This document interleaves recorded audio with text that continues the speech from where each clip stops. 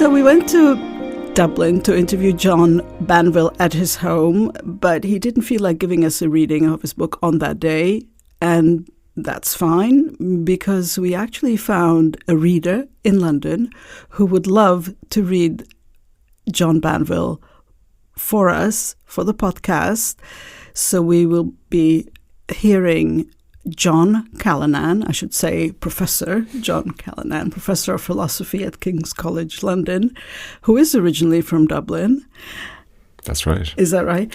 And is also a John Banville fan. From a long time ago, when he was the sort of writer you would read when you were in university and you were looking for some intellectual literature.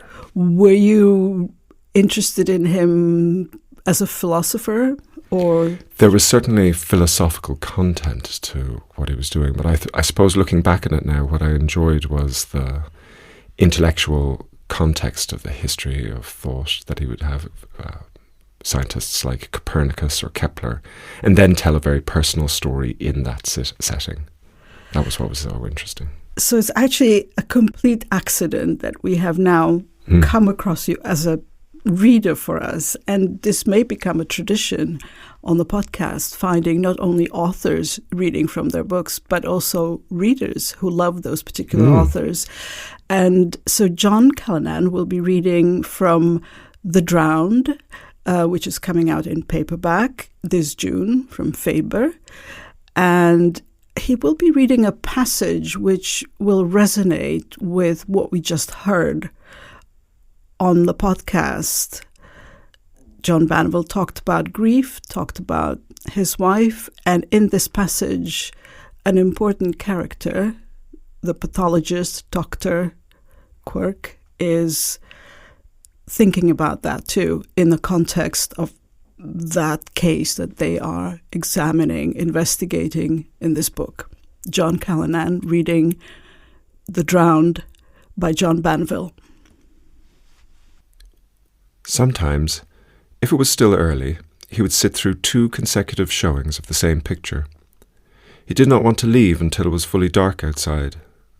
Twilight, that liminal interval, he found hard to cope with, especially now that the autumn had settled in. Autumn, season of memory, where the past lives. Even winter would be preferable. He would welcome its unforgiving harshness. Grief had turned out to be not at all as he would have expected. Not that he had given much thought to the matter while Evelyn was alive. The abruptness of her going, she had been shot to death by mischance in a restaurant one sunny afternoon in Spain, had caught him unprepared. He had always assumed he would die before she did. The first weeks of his bereavement had passed in a blur. Later on, he could recall almost nothing from that bleak time. True, certain disconnected moments would flare up in his memory as if lit by a spotlight, then would fade back slowly into the general murk. He supposed he should be glad of them, these briefly illumined fragments of lost time, but he wasn't, not really. They were a source more of discomfort than of consolation. Their intensity left him half-blinded, his mind groping for something to grasp and hold on to. That was what surprised him most, that giddy sense of being groundless, of being helplessly at the mercy of the world and its random ways. His mind, reeling in anguish, would fix with sudden, awful clarity on the most unremarkable objects. The tinfoil lid of a milk bottle on a doorstep, a tin can glinting in a gutter, a spent match, a floating cloud, anything at all, and he would be pierced through by a shaft of acutest sorrow. Through these humble spy holes, each one a miniature Avernus, he would be afforded a glimpse, clear and breathtaking, straight down into the horror at the heart of things. He felt as if he were falling slowly from a high place, and that the supports he clutched at desperately in the cliff face all came away in his hands, cutting his palms or slicing his fingers, as the long blades of Scotch grass did when he was a little boy, playing in the ill-tended gardens behind the orphanage where he had spent the earliest years of his childhood. Now, in these barren days of his middle age, there was no help for him, no comfort, no escape. He stayed away from people as much as possible. This was a loneliness company couldn't cure.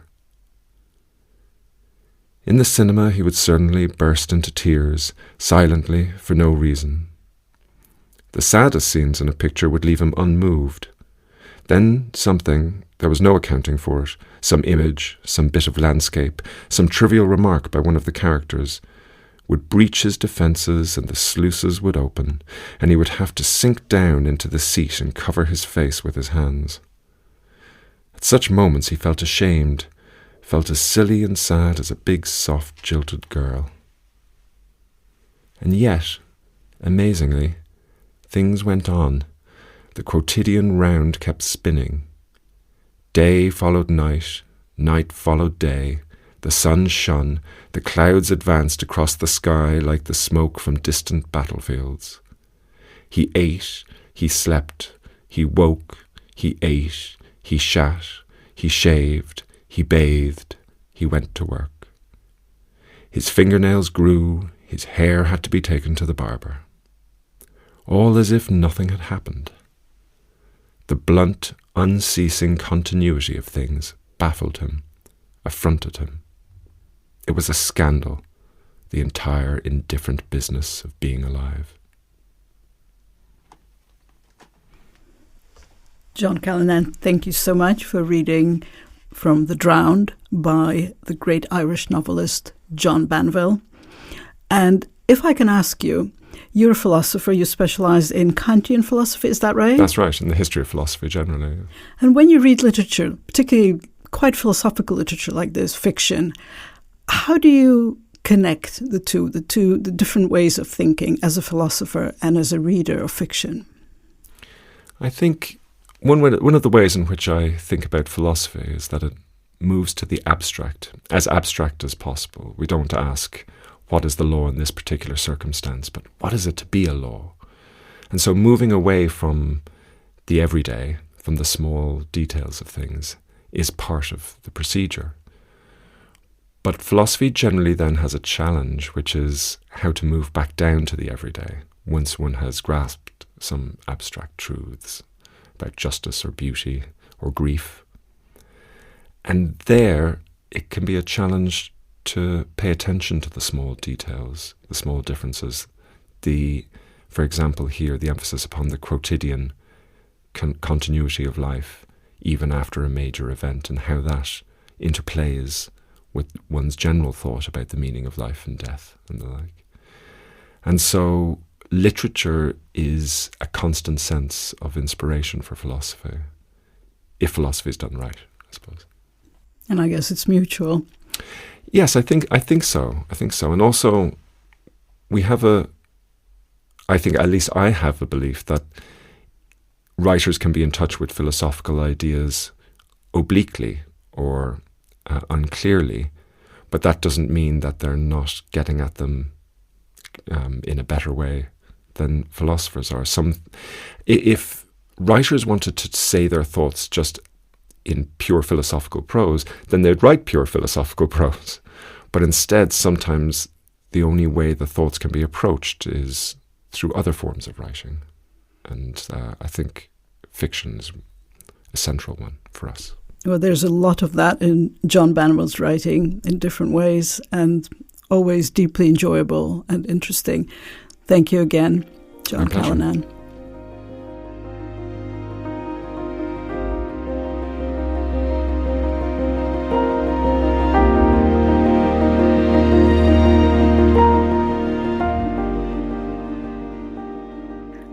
I'm Elena Lapin, and this was Shop Talk with Writers.